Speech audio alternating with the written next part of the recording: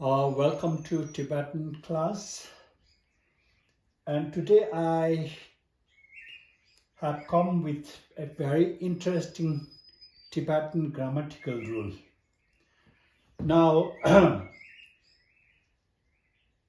there are two sentences. He has improved his Tibetan. He has improved his Tibetan. And the second sentence is, his Tibetan has improved. So now the tenses, the tenses of these two sentences is present perfect.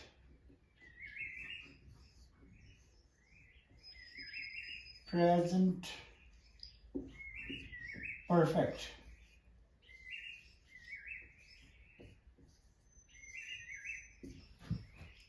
So the tenses are same. And in India, in Nepal, and in Tibetan, we were taught that there are only three tenses. But we have as many tenses as there are in English. So this is one of it, present perfect. Present perfect. So the sentence is present perfect, and here the first sentence, he has improved his Tibetan. His Tibetan has improved. So here there's a subject, a doer. There is a doer.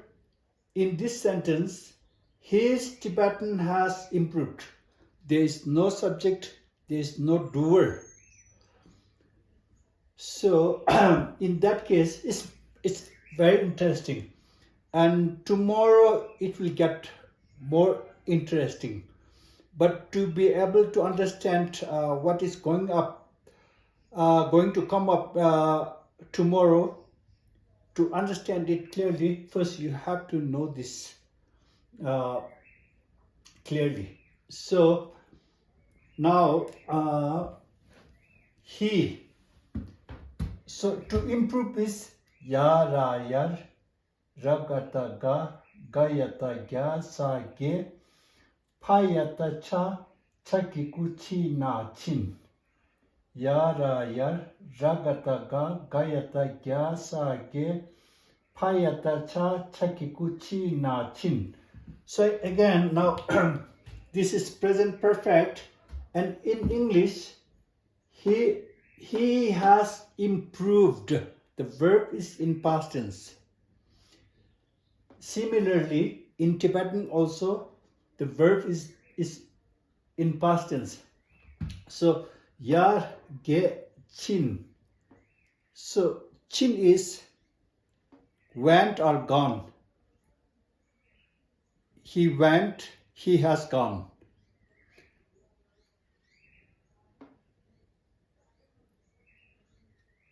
He told me, he has told them. So the verb is in past tense in these two sentences. Chin. So yage, chin, if you add chin, it means improved. Yage chin. Chin, improved. So he has. This is present perfect. When we do present perfect in Tibetan, the verb should be in past tense. Like in English, in some sentences. So here's a doer. He did this. Here there is no doer. There is no subject. His Tibetan has improved. In that case, he is the doer. Kanaro konga kong. he or she, and he did something. We have to show that the word he is the subject here. Kong gi.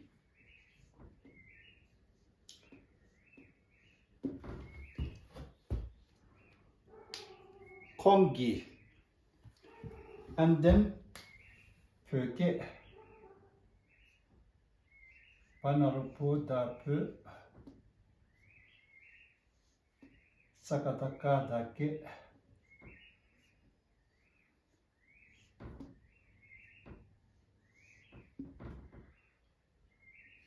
Tibetan language. He is the subject here. So we add adjective gi to show that he is the agent here.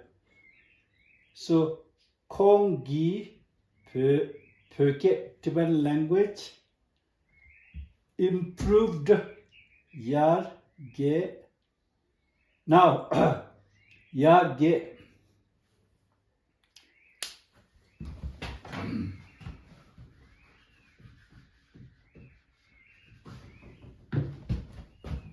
Now since there's subject here,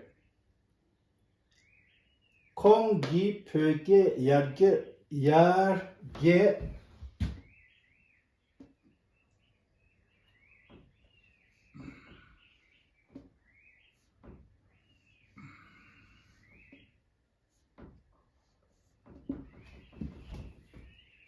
Kong gi pöke yar ge tang. Why should we say tang here? Because there is a subject in this sentence. Kong gi pöke yar ge tang. And then auxiliary for has.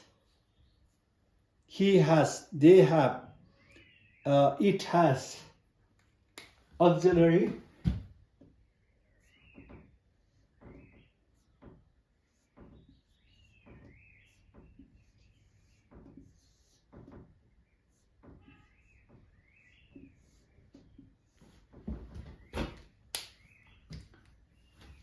Kong gi pöke yar ge tang.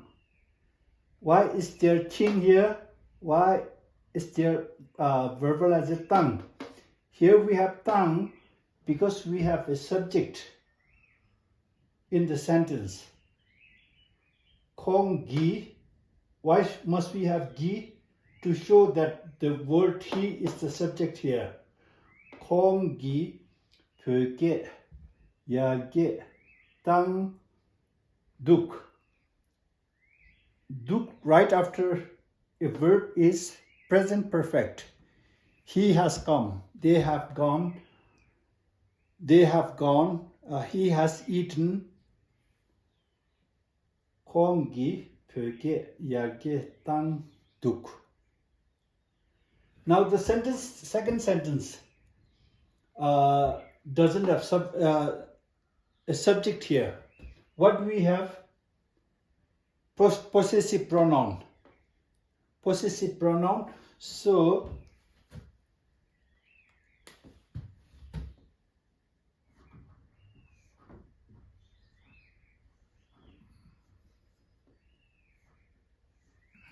Kong here. No sa here. Of him, his. If you add sa, the pronoun in front of it becomes subject. And here, Kong gi, his. Possessive pronoun. Kong gi, his. Kong gi pöke panarupu dapu.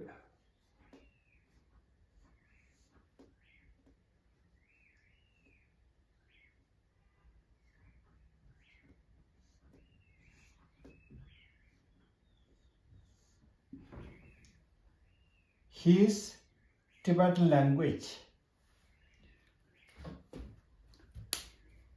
Yar ge chin.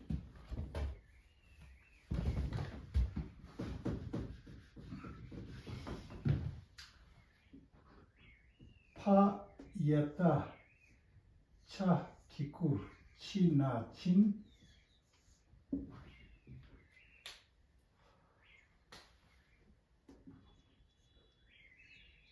아오, 다시 주두, 가둑.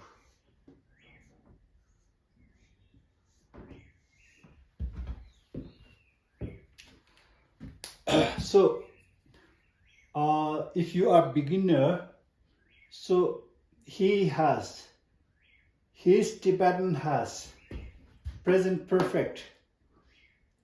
If it is present perfect related to second person and others, you can always have auxiliary duk after a verb. The first rule. The second rule, he has improved his Tibetan. He did something. He made effort to improve it, and then technically this is agentic by him. So kongi pöge yage tang. Now why should we say tang? Because there's a subject in the sentence. So he made lots of effort to improve it. And then his Tibetan has improved. We don't have subject. The sentence starts with possessive pronoun. There's no doer. In that case, kongi pöge yarge. This yarge remains the same. Yarge means improvement, development, progress. Improvement, development, progress. So what differs is the verbal is a tang. Why must we say tang? Because there is a subject. Why must the verb be in past tense? It's like he has improved. His Tibetan has improved his possessive pronoun, kongi, because there's no doer, there's no subject. Kongi, pöge, yarge, chin. Why should we say chin? Because the verb is in past tense. His Tibetan has improved, but since there is no subject here, we have to say chin. This is past tense of improved. And then why should we say duk after a verb? Because it is present perfect. So just by studying this sentence, you are exposed to many grammatical rules. Kongi, he is the subject here. Pöge, Tibetan language. Yarge by itself is improvement, development, progress. And then tang, because there is a subject. Kongi, pöge, yarge, tang, duk. Why should we say duk right after a verb? Because it's present tense, present perfect. He has come, they have gone, they have studied Buddhism, like this. Kongi, possessive pronoun. There's no doer, there's no subject. In that case, kongi, pöge, yarge, chin. Past tense of improved. And then why should we have duk? Because it's present perfect. And I'm sure Tibetan language is explained this way for the first time. If you have studied Tibetan before, and if you have learned this way, please let me know. And then tomorrow I will make it a bit more complicated.